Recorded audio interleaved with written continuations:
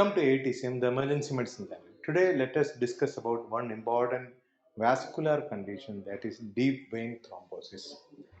So there are venous thrombosis that can be superficial or deep. We are discussing about deep vein thrombosis because superficial thrombosis is not a big problem in clinical medicine.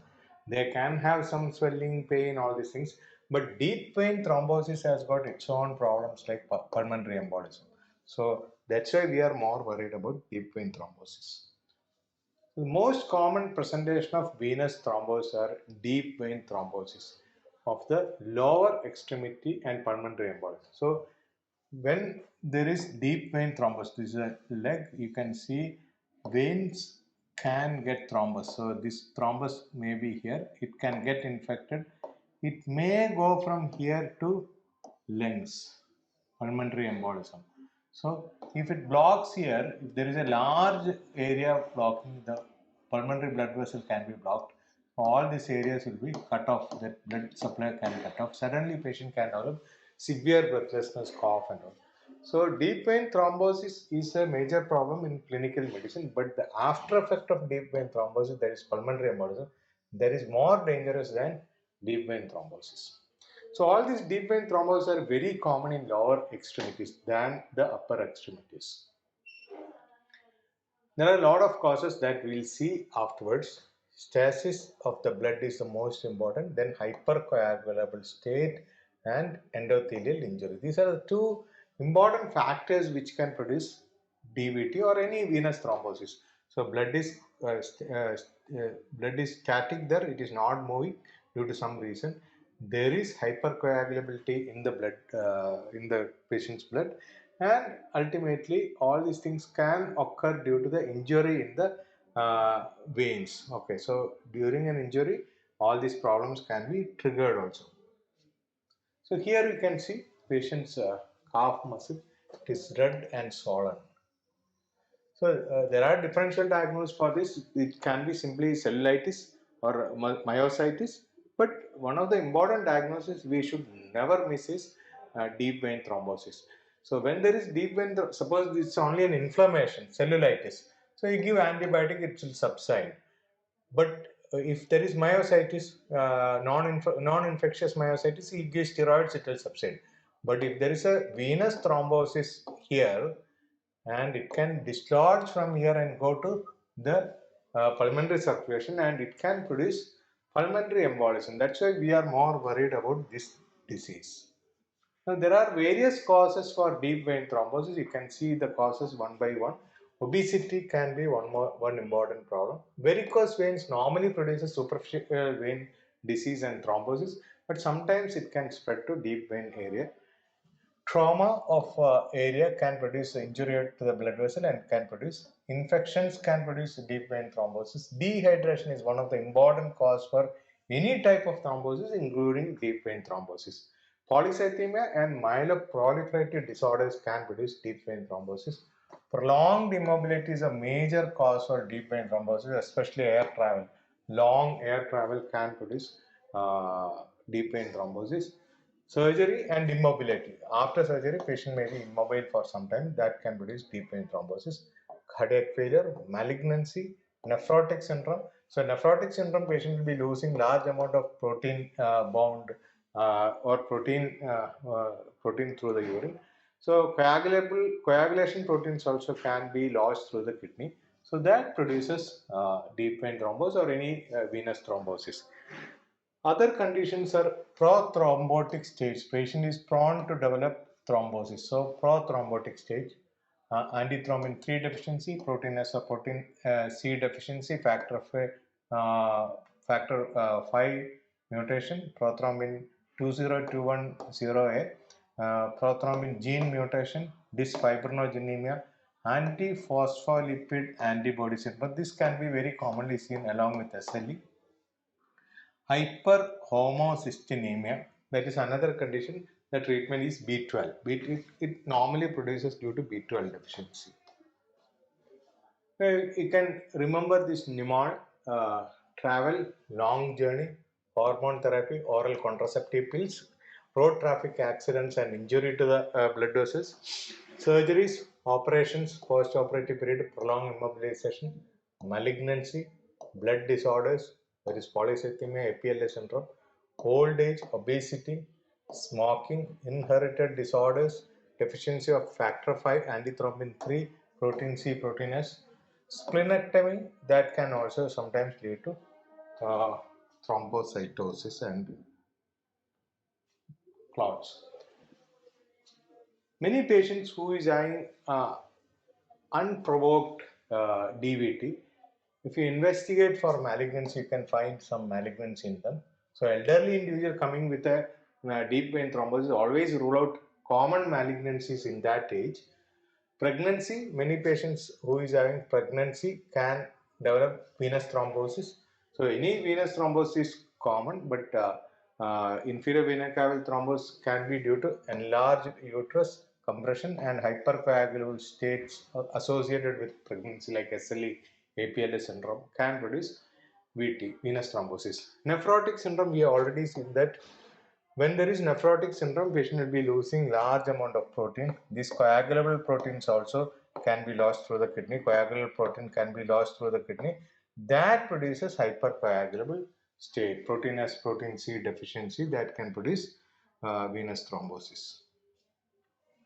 Now, heparin is a drug which is used in thrombosis. It prevents the thrombosis, but there are conditions like heparin-induced thrombocytopenia that is associated with thrombosis. Both arterial and venous thrombosis can be there. Regular heparin is more prone for heparin-induced thrombocytopenia.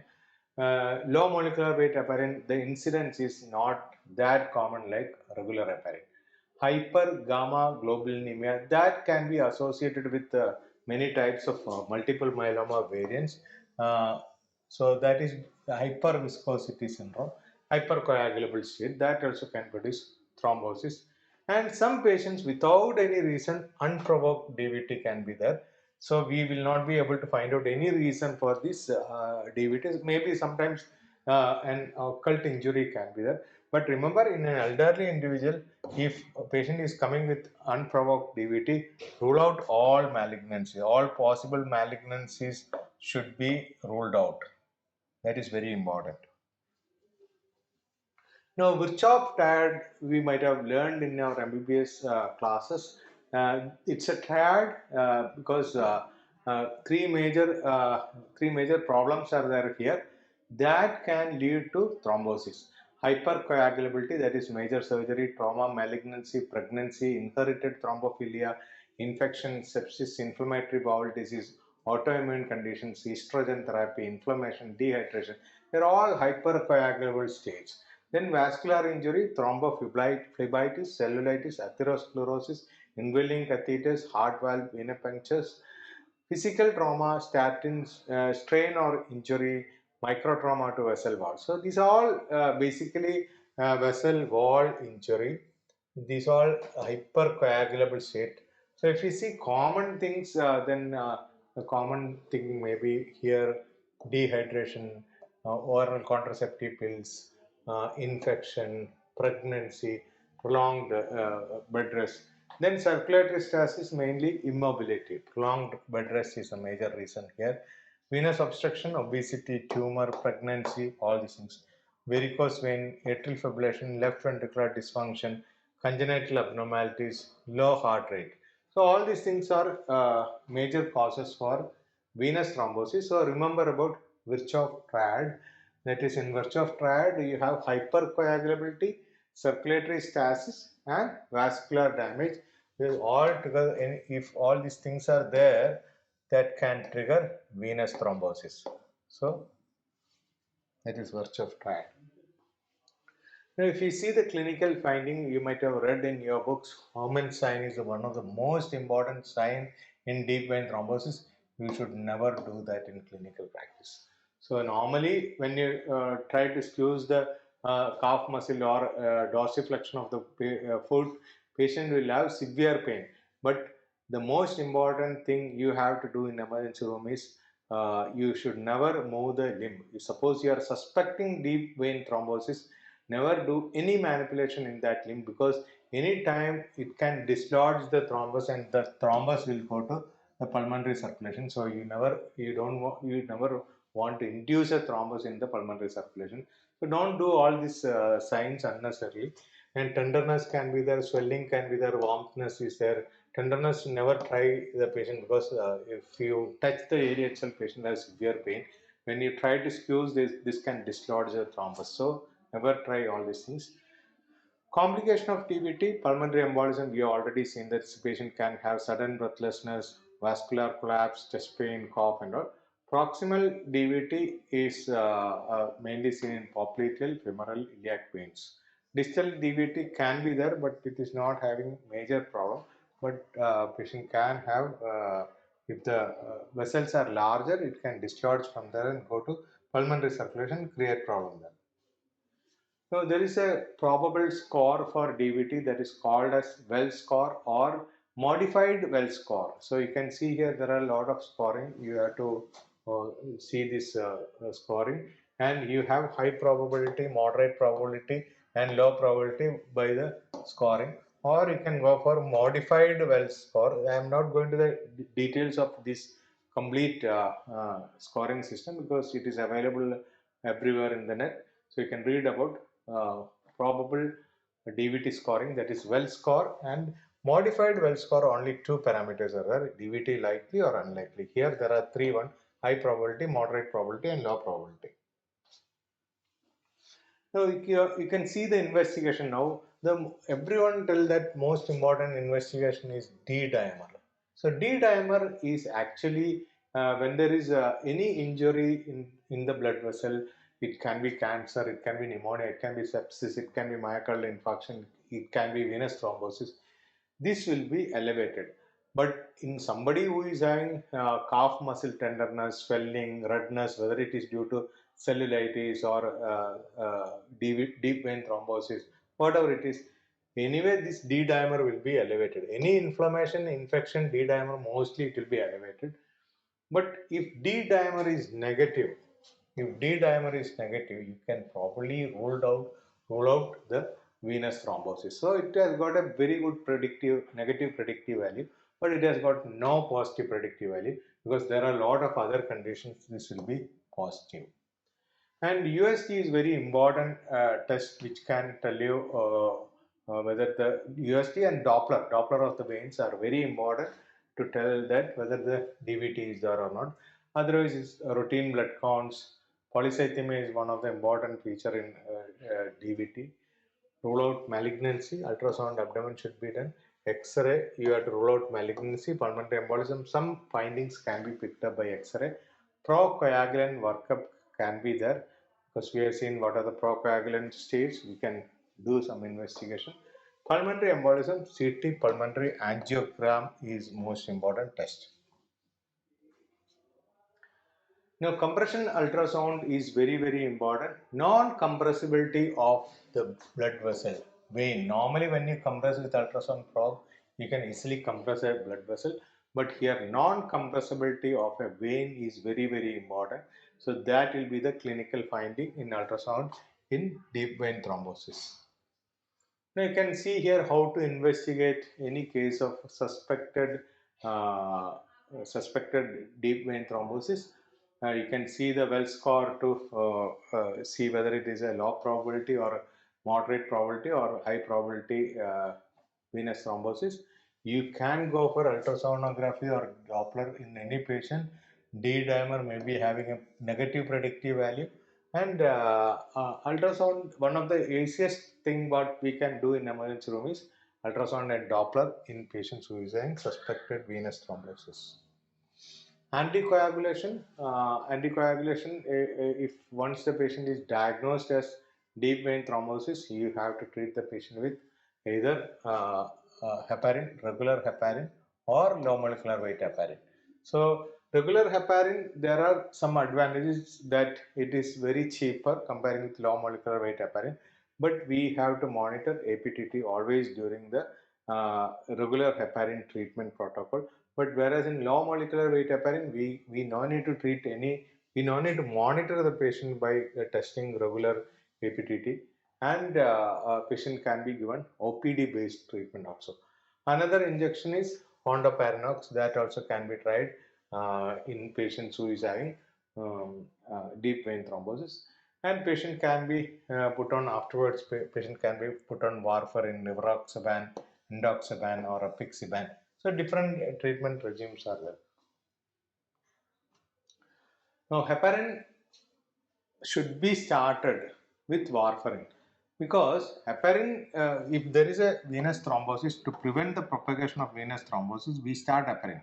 Heparin start immediately and prevents further clotting, and it continues like that till you finish your dose. Whereas warfarin, there is no action at all initially. It takes minimum 1 week to act. So, by 7th day and all, you can stop heparin, you can continue the warfarin in a higher dose. Okay, so that is the action of heparin and warfarin. So always start warfarin along with heparin, because both are having similar type of action. Heparin is given as subcutaneous or IV. So you can give 5000 units as a loading dose, or go for 18 units per kg per hour infusion, then maintain the APTT 46 to 70 seconds. So that is very important. There are some adverse effects, like patient can develop bleeding tendencies, heparin-induced thrombocytopenia. The reversal agent is protamine. You know that normally protamine is used in dialysis machines, but that is an antidote for heparin, because we give heparin and take out the blood and give back the blood with protamine. So protamine is an antidote for heparin-induced bleeding, that can be tried if there is a problem. And once for 5-6 days you give heparin, by the time your warfarin will start acting. Okay, then warfarin should be continued. Now, dosage adjustment of heparin is a big problem in many centers. This chart will be helpful for correcting the heparin doses. I am not going to the details of the chart. So, depending on the APTT levels, we have to control the infusion rate of regular heparin. If you are using low molecular weight heparin, you can give BD dosage according to initial dose itself. You can continue it. If there is renal failure, always go for regular insulin, not conventional heparin, not the low molecular weight heparin.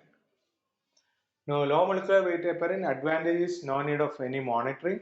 Patient can be given OPD based treatment, but the adverse the main problem is it is slightly costlier than the conventional regular heparin. Enoxaparin is the most commonly used drug, 100 units per kg. BD is the dose. Dalteparin, Raviparin, Natroparin, Parnaparin, so many different drugs are available nowadays. Fondaparinux is factor 10A inhibitor. The dose is 2.5 to 5 milligram once daily. So that is an alternative to heparin. Now, heparin-induced thrombocytopenia can be treated by just discontinuing the drug. If there is a bleeding, well, like we have previously seen that bleeding can be treated with other drugs, that is already seen. But here, if the patient develops heparin-induced thrombocytopenia, either you can go to low molecular weight heparin, there the incidence is less, or go to Fondaparinux. Protamine sulfate is the antidote for bleeding tendency. Vitamin K antagonist is warfarin or azinocomarol, that can be started along with heparin in higher dose. So starting dose of warfarin is 10 milligram per day. So that much high dose you have to start, and by the 7th day and all, the action will become peak. Till then you have to continue heparin and stop the heparin at that time. So according to the international normalized ratio or prothrombin time, you have to control the dose of the warfarin, and INR should be at least 2, and for 2 consecutive days you can fix the dose. Now, usual maintenance of INR with warfarin DVT, it is 2 to 3. So that is a usual dose. Other conditions, the dose is slightly different. Now, dosage adjustment for warfarin also given in this chart. You can refer this chart. I am not going to the details of this chart. Normally, we start with 10 milligram per day and slowly taper down or up the dose, and always try to do the PT and INR in same lab throughout the treatment duration. There are some alternative drugs for warfarin.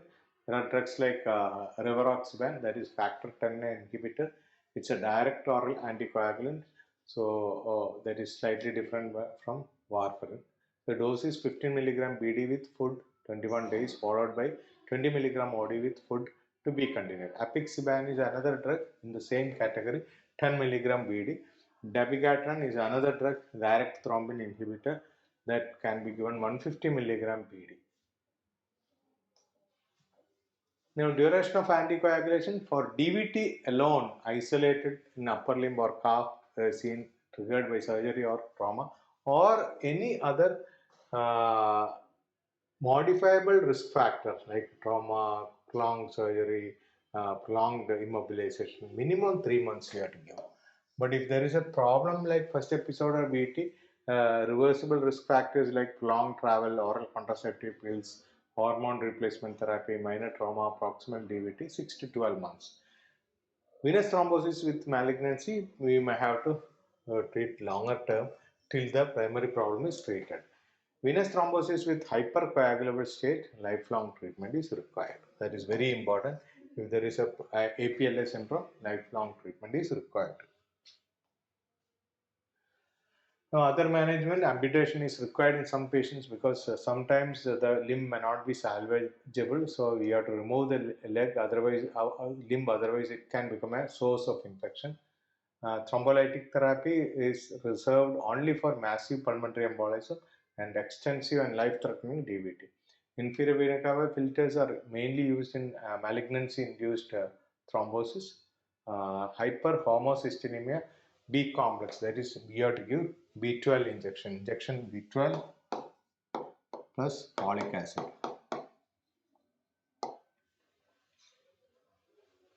So we have discussed about one important condition, that is deep vein thrombosis. We have superficial vein thrombosis and deep vein thrombosis. Superficial thrombosis, patient can have severe fever and symptoms like inflammation, pain and all, but they are not going to produce severe systemic problem like pulmonary embolism. But whereas deep vein thrombosis also will have similar clinical finding, but the complications like pulmonary embolisms are very high. So when we diagnose deep vein thrombosis in bedside, never try to manipulate the leg, never try to squeeze the calf muscle, never try to move the like ankle joint to see whether the patient is having pain or not. Suddenly this thrombus can get dislodged and go to some other area, and that can produce embolism and complications there. So investigation, the most investigation will be ultrasound Doppler. You can make a diagnosis with the Doppler itself, and some patients may require CT or like other investigation. Treatment is mainly heparin or warfarin, vitamin K antagonist. If warfarin is contraindicated or warfarin like patient is affordable, you can go for higher drugs like dabigatran or something. Thank you.